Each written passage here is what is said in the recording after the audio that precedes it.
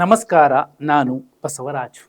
ದೆಹಲಿಗೆ ಹೋಗೋದಲ್ಲ, ಟ್ರಂಪ್ ಹತ್ರ ಹೋದ್ರೂ ಅಷ್ಟೇ, ವ್ಲಾಡಿಮಿರ್ ಪುಟಿನ್ ಹತ್ರ ಹೋದ್ರೂ ಅಷ್ಟೇ, ನರೇಂದ್ರ ಮೋದಿ ಅವ್ರ ಹತ್ರ ಹೋದ್ರೂ ಅಷ್ಟೇ, ಡಿ ಕೆ ಶಿವಕುಮಾರ್ CM ಆಗಲ್ಲ. ಯಾರು ಹೇಳ್ತಿರೋದು? ಸಿದ್ದರಾಮಯ್ಯ ಬಣ. ಸಿದ್ದರಾಮಯ್ಯ ಬಣ ಹೇಳ್ತಿರುವಂಥದ್ದು ಉತ್ಪ್ರೇಕ್ಷಣ ಅಲ್ವೇ ಅಲ್ಲ, ಅದು ವಾಸ್ತವ. ಯಾಕೆ ಅಂದ್ರೆ ನೋಡಿ, ಈ ಡಿ ಕೆ CM ಅನ್ನುವಂತಹ ಹುಚ್ಚು ಭ್ರಮೆಗೆ 3 ಕಾರಣಗಳನ್ನು ನಾವು ಗುರುತಿಸಬಹುದು. ಡಿ ಕೆ ಶಿವಕುಮಾರ್ CM ಆಗಬೇಕು ಅಂದ್ರೆ ಶಾಸಕರ ಬೆಂಬಲ ಬೇಕು. ನಂಬರ್ 1, ಶಾಸಕರ ಬೆಂಬಲವೇ ಇಲ್ಲ. 13 ಜನ ಇದ್ರು, ಅದರಲ್ಲಿ ಈಗ 9 ಜನ ಕೈ ಎತ್ತಿದ್ದಾರೆ. ಅವರೇ ಡಿ ಕೆ ಶಿವಕುಮಾರ್ ಅವರ ನಡವಳಿಕೆಯನ್ನ ಸಹಿಸಿಕೊಳ್ತಿಲ್ಲ ಕಳೆದ 3 ವರ್ಷಗಳಲ್ಲಿ. ಸರಿ, ಸುಮಾರು ಮೇ 20 3 ವರ್ಷ. ಇನ್ನು ಎರಡನೇ ವಿಚಾರ, ಇದು ಪ್ಯೂರ್ PR ಸ್ಟಂಟ್. ಅಧಿಕಾರ ಹಂಚಿಕೆ ಒಪ್ಪಂದ ಆಗಿದೆ. ಮೇ 24, 2023 ದೆಹಲಿಯಲ್ಲಿ ರಾಷ್ಟ್ರೀಯ ಮಾಧ್ಯಮವೊಂದಕ್ಕೆ ಡಿ ಕೆ ಸುರೇಶ್ ಅವರು ಕೊಟ್ಟಂತಹ ಹೇಳಿಕೆಯ ಮೂಲಕ ಚಿಗುರೊಡೆದ ಒಂದು ಸುಳ್ಳಿನ ಕಂತೆ. ಅಧಿಕಾರ ಹಂಚಿಕೆ ಒಪ್ಪಂದ ಆಗಿದೆ, ನಮ್ಮ ಅಣ್ಣ ನನಗೆ ಹೇಳಿದ್ದಾರೆ ಅಂತ ಹೇಳಿದ್ರು. ಆದ್ರೆ ಅವ್ರ ಅಣ್ಣನೇ ಇದುವರೆಗೂ ಅಧಿಕಾರ ಹಂಚಿಕೆ ಒಪ್ಪಂದ ಆಗಿದೆ, ಅದು ರಾಹುಲ್ ಗಾಂಧಿ ಅವ್ರ ಮುಂದೆನೇ ಆಗಿದೆ, ಸಿದ್ದರಾಮಯ್ಯ ಅವರು ಇದನ್ನು ಹೇಳಿದ್ದಾರೆ ಅಂತ ರಾಜಾರೋಷವಾಗಿ ಬಹಿರಂಗವಾಗಿ ಹೇಳುತ್ತಿಲ್ಲ, ಹೇಳೋದೇ ಇಲ್ಲ. ಯಾಕಂದ್ರೆ ಅದು ಕೇವಲ ಪ್ಯೂರ್ PR ಸ್ಟಂಟ್. ಇನ್ನು ಮೂರನೇ ವಿಚಾರ, ಡಿ ಕೆ ಶಿವಕುಮಾರ್ ಕಾಂಗ್ರೆಸ್ಸಿನ ನಾಯಕ ಹೌದು, ಸಂಘಟನಾ ಚತುರ ಹೌದು, ಟ್ರಬಲ್ ಶೂಟರ್ ಹೌದು, ಒಂದು ಸಮುದಾಯದ ಪರಿಪೂರ್ಣ ಬೆಂಬಲ ಇಲ್ಲದ ನಾಯಕ, ಹೋರಾಟಗಾರರಲ್ಲ. ಸೈದ್ಧಾಂತಿಕ ಬದ್ಧತೆ ಯಾವುದಾದ್ರೂ ಇದೆಯಾ? ಅದು ಇಲ್ಲ. ಯಾವ ಬದ್ಧತೆ ಇದೆ? ಒಂದಷ್ಟು ಆರೋಪಗಳ, ಕಳಂಕಗಳ, ಭ್ರಷ್ಟಾಚಾರದ ಆರೋಪದ, ಒಂದಷ್ಟು ಕ್ರಿಮಿನಲ್ ಕೇಸ್ಗಳ ಆರೋಪದ ಬದ್ಧತೆ ಮಾತ್ರ ಇದೆ. ಇಂಥವರು ಯಾಕೆ CM ಆಗಬೇಕು ಅನ್ನುವಂಥದ್ದು ಒಂದಾದ್ರೆ, ಇತ್ತೀಚೆಗೆ ಅವರು ಪರಿಪೂರ್ಣ ಅಹಿಂದ ವಿರೋಧಿ ಅನ್ನುವಂತಹ ಹಣೆಪಟ್ಟಿಯನ್ನು ಅವರೇ ಕೆತ್ತುಕೊಂಡು ಹಾಕೊಂಡಿದ್ದಾರೆ ತಲೆಗೆ. ಏನೂ ಮಾಡ್ಲಿಕ್ಕೆ ಆಗೋದಿಲ್ಲ. ಒಂದು ಅಹಿಂದ ವಿರೋಧ ಕಟ್ಕೊಂಡಂತಹ ಪಕ್ಷ 58 ಗೆಲ್ತಿದ್ದಂಥದ್ದು ಇವತ್ತು 18, COVID-19 ತರ 19ಕ್ಕೆ ಬಂದು ನಿಂತಿದೆ ಅಂದ್ರೆ ಇನ್ನು ಒಬ್ಬ ನಾಯಕ, ಆಫ್ಟರ್ ಆಲ್ ನಾಯಕ, ಮಾಸ್ ಲೀಡರು ಅಲ್ಲ. ಆ ಜಿಲ್ಲೆಯಾಚೆಗೆ ಇನ್ನೊಂದಷ್ಟು ಕ್ಷೇತ್ರಗಳನ್ನು ಗೆಲ್ಲಿಸಿಕೊಂಡು ಬರಬಹುದಾದಂತಹ ಕ್ಷಮತೆ ಇಲ್ಲ. ಹಣ ಇರಬಹುದು, ಹಣ ಒಂದೇ ಇದ್ದಿದ್ರೆ ಇಷ್ಟೊತ್ತಿಗೆ ಅವರು 4-5 ಸಲ CM ಆಗ್ಬೇಕಿತ್ತು. ಆಗಲ್ಲ, ಆಗಿಲ್ಲ. ಇದಕ್ಕಿಂತಲೂ ಇಂಪಾರ್ಟೆಂಟ್ ಅಂದ್ರೆ 2028ಕ್ಕೆ ಏನಾಗಬಹುದು ಅನ್ನುವಂತಹ ಅಂದಾಜು ಇರುವಂತಹ ನಾಯಕನಿಗೆ ಈ ಸಲ ಆಗದೆ ಹೋದ್ರೆ CM ಇನ್ನೆಂದಿಗೂ ಆಗೋದಿಲ್ಲ ಅನ್ನುವಂತಹ ಕಟು ಸತ್ಯದ ಅರಿವಾಗಿದೆ. ನಿಮಗೊಂದು ಎಕ್ಸಾಂಪಲ್ ಕೊಡಬೇಕು. ಅಲ್ಪಸಂಖ್ಯಾತ ಹಿಂದುಳಿದ ದಲಿತರ ರಾಜಕೀಯ ಪ್ರಜ್ಞೆ 1978-79ರಲ್ಲಿ ದೇವರಾಜ ಅರಸು ಅವರು ಬಿತ್ತಿದ ಬೀಜ ಇವತ್ತು ಎಲ್ಲಿಗೆ ಬಂದು ನಿಂತಿದೆ?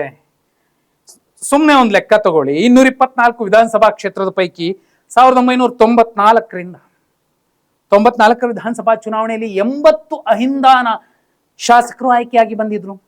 ಅದೇ 94ರಲ್ಲಿ 84 ಶಾಸಕರು ಆಯ್ಕೆಯಾಗಿ ಬಂದಿದ್ರು. 2004ರಲ್ಲಿ ಆ ಸಂಖ್ಯೆ 91ಕ್ಕೆ ಏರಿಕೆ ಆಗಿತ್ತು. 2008ರಲ್ಲಿ 99 ಆಗಿತ್ತು.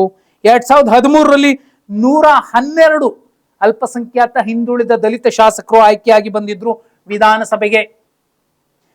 2018ರಲ್ಲಿ ಆ ನಂಬರ್ ಸ್ವಲ್ಪ ಕಮ್ಮಿ ಆಗಿತ್ತು, 97 ಆಗಿತ್ತು ಅಹಿಂದ ಶಾಸಕರ ಸಂಖ್ಯೆ ಎಲ್ಲ ಪಕ್ಷಗಳಿಂದ. 2023ರಲ್ಲಿ ಈ ಸಂಖ್ಯೆ ಮತ್ತೆ 105ಕ್ಕೆ ಹೋಗಿದೆ. 2028ಕ್ಕೆ ನೋ ಡೌಟ್ ಪಟ್ಟಭದ್ರರ ಸಂಖ್ಯೆ ಏನಿತ್ತು ಮಿನಿಮಮ್ 100, 115, ಆ ನಂಬರನ್ನ ಬೀಟ್ ಮಾಡಿ ಅಲ್ಪಸಂಖ್ಯಾತ ಹಿಂದುಳಿದ ದಲಿತ ಶಾಸಕರು ವಿಧಾನಸಭೆಗೆ ಆಯ್ಕೆಯಾಗಿ ಬರ್ತಾರೆ. ಆ ನಂಬರ್ 120ರ ಗಡಿ ದಾಟುತ್ತೆ ಎನ್ನುವಂತಹ ಒಂದು ಸಮೀಕ್ಷೆ, ಯಾವುದೊಂದು ಡಬ್ಬಾ ಬಾಕ್ಸ್ ಅನ್ನುವಂತಹ ಒಂದು ಸಮೀಕ್ಷೆ, ಅದು ಕಾಂಗ್ರೆಸ್ ಪರವಾಗಿ ಮಾಡ್ತಿರುತ್ತೆ. ಅದರಲ್ಲೂ ಡಿ ಕೆ ಶಿವಕುಮಾರ್ ಅವರ ಬಣಕ್ಕೋಸ್ಕರ ದುಡಿತಿರುತ್ತೆ. ಅಂತಹ ಒಂದು ಪೊಲಿಟಿಕಲ್ ಸ್ಟ್ರಾಟಜಿಕ್ ಟೀಮ್ ಕೊಟ್ಟಂತಹ ಲೆಕ್ಕ 2028ಕ್ಕೆ ರಾಜ್ಯದಿಂದ 224 ವಿಧಾನಸಭಾ ಕ್ಷೇತ್ರದ ಮಿತಿಯಲ್ಲೇ ಹೇಳೋದಾದ್ರೆ 120ಕ್ಕೂ ಅಧಿಕ ಅಹಿಂದ ಶಾಸಕರು ಆಯ್ಕೆಯಾಗಿ ಬರ್ತಾರೆ. ಅವರ ರಾಜಕೀಯ ಪ್ರಜ್ಞೆ ಸಂಪೂರ್ಣವಾಗಿ ಪ್ರೌಢಾವಸ್ಥೆಗೆ ಬಂದು ನಿಂತಿದೆ.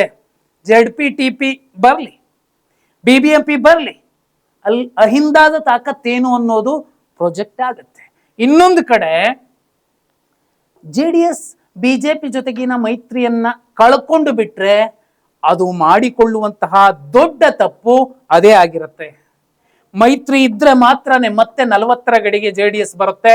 ಮೈತ್ರಿ ಇಲ್ಲ ಅಂದ್ರೆ ಈಗಿರುವ ಸ್ಥಾನಗಳಿಗಿಂತ ಅರ್ಧದಷ್ಟು ಸ್ಥಾನಗಳನ್ನ ಕಳ್ಕೊಳ್ಳುವ ಸಾಧ್ಯತೆಗಳು ಹೆಚ್ಚು. ಯಾಕೆ, ಹೇಗೆ? ಮೇಲ್ವರ್ಗಗಳ ಲೆಕ್ಕ ಹೇಗಿರುತ್ತೆ ನೋಡಿ. ಈಗ BJP ಅಥವಾ ಲಿಂಗಾಯತ್ ಕುಮಾರಸ್ವಾಮಿಯನ್ನ CM ಮಾಡೋದಕ್ಕೆ ಯಾಕೆ ಓಟ್ ಹಾಕ್ಬೇಕು? ಮತ್ತೆ JDS ಒಕ್ಕಲಿಗರು ವಿಜೇಂದ್ರ ಅವರನ್ನ CM ಮಾಡೋದಕ್ಕೋ ಅಥವಾ ಮತ್ತೊಬ್ರು ಯಾರೋ ಲಿಂಗಾಯತ್ ಸಮಾಜದ ನಾಯಕರು ಮುಖ್ಯಮಂತ್ರಿ ಆಗೋದಕ್ಕೆ ಯಾಕೆ ಕುಮಾರಣ್ಣನ ಪಕ್ಷ BJP ಓಟ್ ಹಾಕ್ಬೇಕು? ಅಹಿಂದ ವರ್ಗಗಳೊಳಗಿನ ಒಂದು ಹೊಂದಿಕೊಳ್ಳುವಂತಹ ಒಂದು ಏನು ಮತವರ್ಗದ ಕ್ಯಾಲ್ಕುಲೇಷನ್ ಏನಿದೆ, ಅಂತಹ ಕೂಡಿಕೊಳ್ಳುವ ಸೇರಿಸಿಕೊಳ್ಳುವ ಗುಣ ಆ ದೊಡ್ಡ ಸಮುದಾಯಗಳಲ್ಲಿ ಬರೋದಿಲ್ಲ. ಲೋಕಸಭೆಯಲ್ಲಿ ಬರಬಹುದು, ಆದ್ರೆ ವಿಧಾನಸಭೆಯಲ್ಲಿ ಅದು ಛಿದ್ರ ಆಗತ್ತೆ.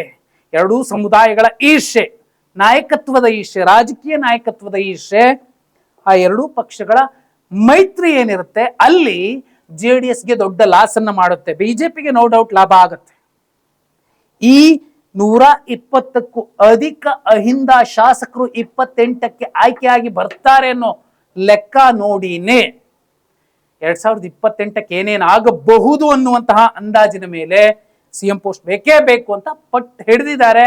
ನೀವೆಷ್ಟು ಪಟ್ಟು ಹಿಡಿದ್ರು, ಟ್ರಂಪ್ ಹತ್ರ ಹೋದ್ರು, ಪುಟಿನ್ ಹತ್ರ ಹೋದ್ರು, ಕ್ಸಿ ಜಿನ್ಪಿಂಗ್ ಹತ್ರ ಹೋದ್ರು, ಅದು ಸಾಧ್ಯ ಇಲ್ಲ ಅನ್ನುವಂತಹ ವಾಸ್ತವ ಚಿತ್ರಣ ಈಗ ಅರ್ಥ ಆಗ್ತಿದೆ.